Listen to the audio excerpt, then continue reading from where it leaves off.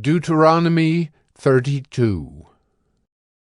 Give ear, O heavens, and I will speak, and let the earth hear the words of my mouth. May my teaching drop as the rain, my speech distill as the dew, like gentle rain upon the tender grass, and like showers upon the herb. For I will proclaim the name of the Lord, ascribe greatness to our God, the rock. His work is perfect, for all his ways are justice, a God of faithfulness and without iniquity. Just and upright is he. They have dealt corruptly with him. They are no longer his children, because they are blemished. They are a crooked and twisted generation. Do you thus repay the Lord, you foolish and senseless people? Is not he your Father, who created you, who made you and established you? Remember the days of old. Consider the years of many generations. Ask your father, and he will show you, your elders, and they will tell you. When the Most High gave to the nations their inheritance, when he divided mankind, he fixed the borders of the peoples according to the number of the sons of God. But the Lord's portion is his people, Jacob his allotted heritage. He found him in a desert land, and in the howling waste of the wilderness he encircled him. He cared for him. He kept him as the apple of his eye, like an eagle that stirs up its nest, that flutters over its young, spreading out its wings, catching them, bearing them on its pinions. The Lord alone guided him. No foreign god was with him. He made him ride on the high places of the land, and he ate the produce of the field, and he suckled him with honey out of the rock, and oil out of the flinty rock, curds from the herd, and milk from the flock, with fat of lambs, rams of Bashan, and goats, with the very finest of the wheat. And you drank foaming wine made from the blood of the grape. But Jeshurun grew fat and kicked. You grew fat, stout, and sleek. Then he forsook God who made him and scoffed at the rock of his salvation. They stirred him to jealousy with strange gods. With abominations they provoked him to anger. They sacrificed to demons that were no gods, to gods they had never known, to new gods that had come recently, whom your fathers had never dreaded. You were unmindful of the rock that bore you, and you forgot the God who gave you birth. The Lord saw it and spurned them, because of the provocation of his sons and his daughters. And he said, I will hide my face from them. I will see what their end will be, for they are a perverse generation, children in whom is no faithfulness. They have made me jealous with what is no God. They have provoked me to anger with their idols. So I will make them jealous with those who are no people. I will provoke them to anger with a foolish nation. For a fire is kindled by my anger, and it burns to the depths of Sheol, devours the earth in its increase, and sets on fire the foundations of the mountains.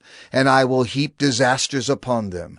I will spin my arrows on them. They shall be wasted with hunger and devoured by plague and poisonous pestilence.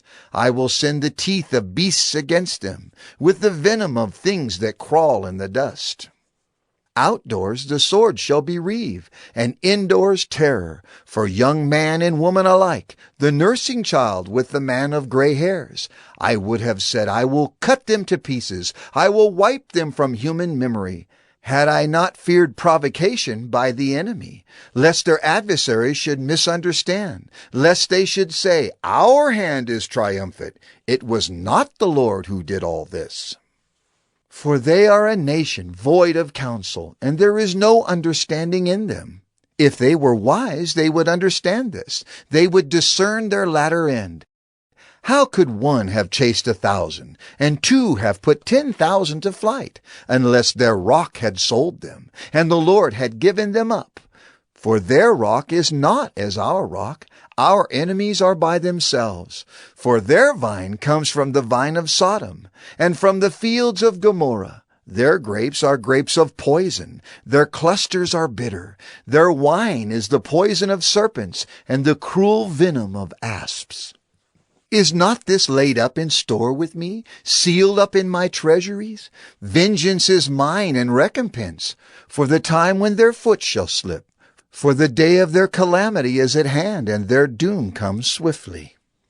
For the Lord will vindicate his people and have compassion on his servants, when he sees that their power is gone and there is none remaining, bond or free. Then he will say, Where are their gods, the rock in which they took refuge? Who ate the fat of their sacrifices and drank the wine of their drink offering? Let them rise up and help you. Let them be your protection. See now that I, even I, am he, and there is no God beside me. I kill and I make alive, I wound and I heal, and there is none that can deliver out of my hand. For I lift up my hand to heaven and swear, as I live forever, if I sharpen my flashing sword, and my hand takes hold on judgment, I will take vengeance on my adversaries, and will repay those who hate me.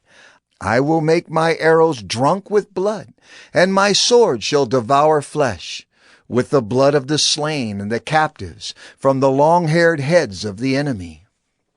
Rejoice with him, O heavens, bow down to him, all gods, for he avenges the blood of his children, and takes vengeance on his adversaries. He repays those who hate him, and cleanses his people's land. Moses came and recited all the words of this song in the hearing of the people, he and Joshua, the son of Nun.